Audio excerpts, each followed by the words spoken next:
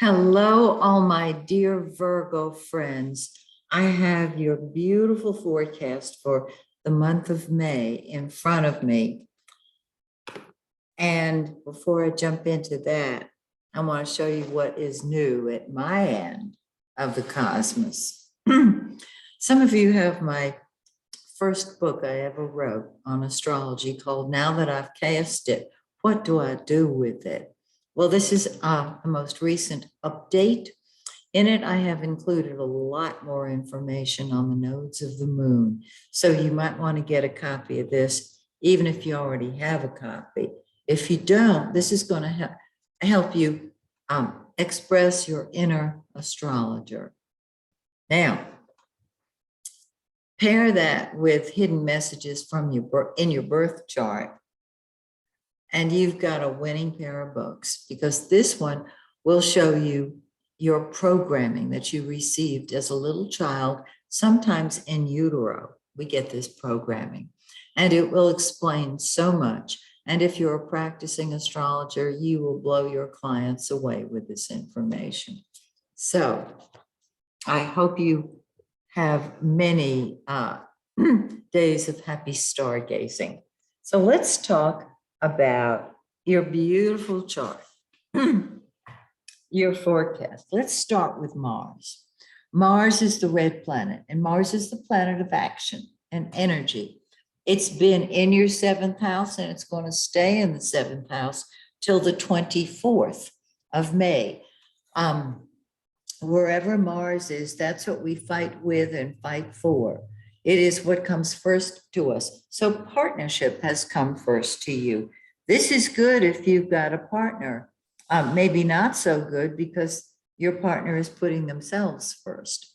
But you'll go along with it because you're about putting other people first right now. It works. Now, when Mars moves in the eighth house, which is one of its natural houses in the natural zodiac, it rules Scorpio, which co-rules the eighth house. You are going to be able to help other people financially, perhaps, or just to get their values straight. This is great if you're a consultant or a counselor or a therapist of any type. It also means that your own anger and energy perhaps will be hidden and transformed. The eighth house is the house of transformation and transmutation. It's gorgeous. Now, Venus, the pink planet, is what you love. And it's been in your seventh house of the spouse or the other people, the public. And so you love being with other people. And so with both Venus and Mars in the seventh house, you are passionate about being with other people. On the second of the month, it moves into the eighth house, and your love nature undergoes a transformation, and you're helping other people get their values on straight. And you may be once again looking beneath the surface, this time at love, for what's really going on. You don't care what's going on above the table. You want to know what's going on under it. Okay, that's the eighth house.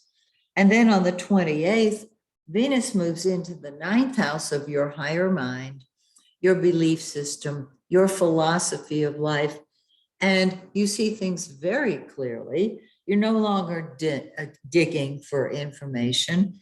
You're no longer analyzing love. Love becomes part of your belief system, and it's gorgeous. Now, the sun is the yellow planet. It is the center of our life. It is also the giver of life. The ninth house, your principles, your beliefs, your higher mind, long distance travel, perhaps. On the 20th, the sun, which has been sitting there giving life to this whole area. On the 20th, it moves into your 10th house, and you are the leader. And this is the time to move upward. Interact with the boss, interact with those in a position of leadership, because that's where you belong now. Now, Mercury which is going to go retrograde on the 10th, is in your 10th house. So you've been thinking about your career, you've been talking about your career, but when it goes retrograde, there's something you might want to redo about your public image or your slot. And so Mercury retrogrades, moves backwards supposedly, into the 9th house. This takes place on the 22nd, where you can re-examine your belief systems. Are you doing a blog? Are you writing a book? All this 9th house is publishing and getting the concepts out there. This is terrific.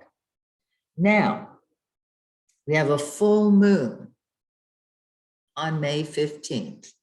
On the full moon, everything comes to a head. But this is not just a full moon. It is a lunar eclipse. And it makes it very, very powerful and very, it lasts longer than a regular full moon. It's in your 3rd house of ideas. This full moon, lunar eclipse, takes place on May 16th in 25 Scorpio. Look for 25 Scorpio in your birth chart and combine it with this full moon that encourages you to speak up and share ideas, and you'll have the whole picture. Now, there's a new moon 2 weeks later on the 30th in 9 Gemini, and this reignites your career, your leadership ability. And the new moon is when the action of life starts moving forward. So, looks terrific to me. Find 9 Gemini in your birth chart and compare it to this beautiful career new moon, and you'll have the whole picture. So, till we meet again in June, may the stars shine brightly on you and yours. Bye for now.